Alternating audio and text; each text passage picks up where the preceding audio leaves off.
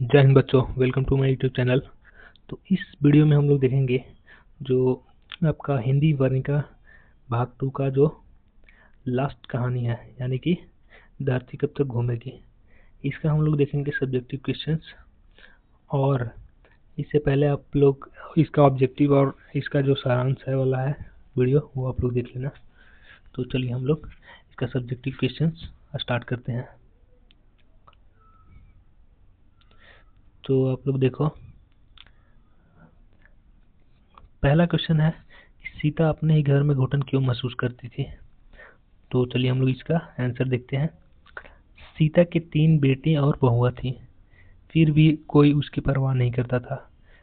बेटों ने आपस में फैसला किया कि माँ हर एक के पास एक एक महीना रहेगी। इस तरह माँ को अपने ही घर में एक बोझ समझा जाने लगा। हर जगह उसे केवल तिरस्कार और उपेक्षा मिली, जिससे उसे अपने ही घर में भारी घुटन महसूस होती थी। तो सीता को अपने घर में घुटन महसूस होती थी क्योंकि तीनों तरफ से उसको सिर्फ तिरस्कार और उपेक्षा मिली। उसका अपमान किया जाता था तीनों जगह पे, इसलिए उसे अपने ही घर में घुटन महसूस होती थी।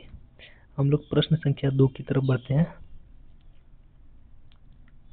प्रश्न संख्या 2 है कि धरती कब तक घूमेगी। इस कहानी के शीर्षक की सार्थकता स्पष्ट कीजिए। तो देखो, इस कहानी का शीर्षक सीता की मानसिक स्थिति और उसकी अत्यंत अंतहीन पीड़ा को दर्शाता है। सीता को लगता है कि जिस तरह धरती बिना किसी अंत के लगातार घूमती रहती है, उसी तरह उसकी दुखों की घड़ी भी खत्म नहीं हो रही है। वह एक बेटे के घर से दूसरे बेटे के घर भटकती रहती है, इसलिए शीर्षक पूरी तरह से सार्थक है। हम लोग बढ़ते हैं इसका क्वेश्चन नंबर तीसरा।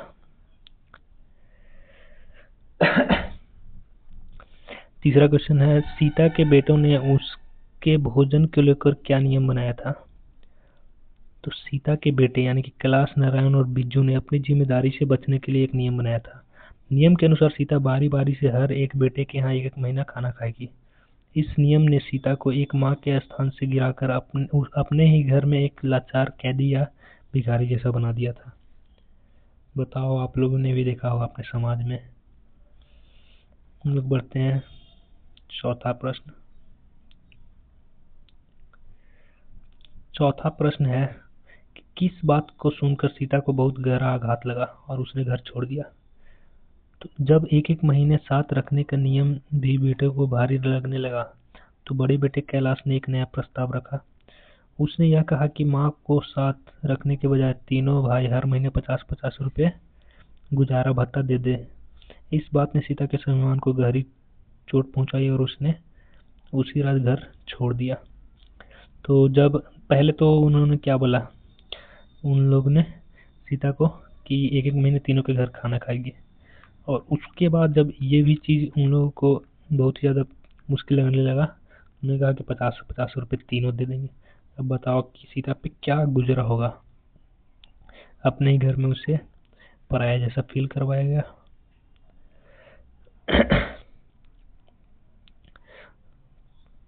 पांचवा क्वेश्चन है, सीता का चरित्र चित्रण संक्षेप में कीजिए। तो ये क्वेश्चन आपका एग्जाम में पूछ सकता है, इंपॉर्टेंट है ये।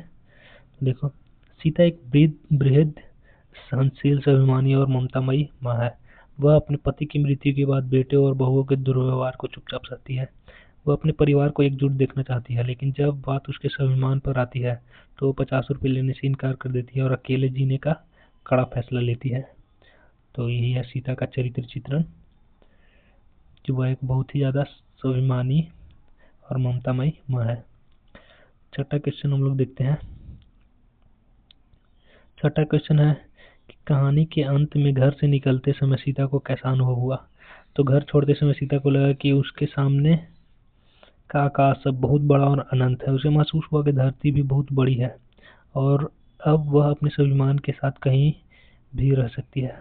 उसे अपने बेटों के घर की उस छोटी सी घुटन भरी दुनिया से मुक्ति मिल गई थी। वह आज़ाद महसूस कर रही थी। तो आखिरकार सीता जब घर से निकल गई तो उसे लगा कि आकाश बहुत बड़ा है, धरती अनंत है। तो हम लोग बढ़ते हैं इसका सातवां क्वेश्चन की तरफ। सातवां क्वेश्चन है कि सीता को किस दिन लगा कि लापसी बिल्कुल फीकी और बेस्वाद है। तो उत्तर है इसका, नाहर सिंह जी वाले दिन जब सीता की बारी बदलने का समय आया तो उसे खाने में लापसी दी गई, लेकिन परिवार के सदस्यों के रूखे व्यवहार, आपसी कलह और मन में चल रहे भारी दुख के कारण उसे वह स्वादिष्ट लापसी भी बिल्कुल फीकी, बेस्वाद और जहर जैसी महसूस हुई। तो घर में जिसका इतना कलह चलेगा, इतना प्रॉब्लम होगा, तो उसे खीर, लापसी, ये सब सब फीका लगने लगेगा।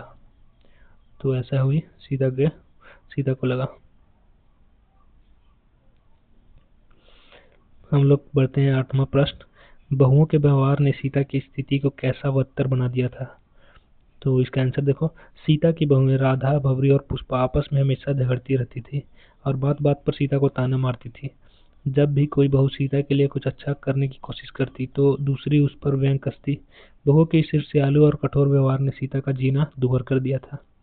जैसे कि एक बार उसका बेटा का बर्थडे था, भवरी का, तो सीता उस पे तंज कस रही थी पूरा। तो ये सब सीता को अंदर से तोड़ दिया था। 9वां क्वेश्चन है, सावरदैया ने इस कहानी के माध्यम से समाज को क्या संदेश दिया। तो लेखक सावरदैया ने इस कहानी के माध्यम से आधुनिक समाज में वृद्ध माता पिता की दुर्दशा और उपेक्षा पर गहरा प्रकाश डाला।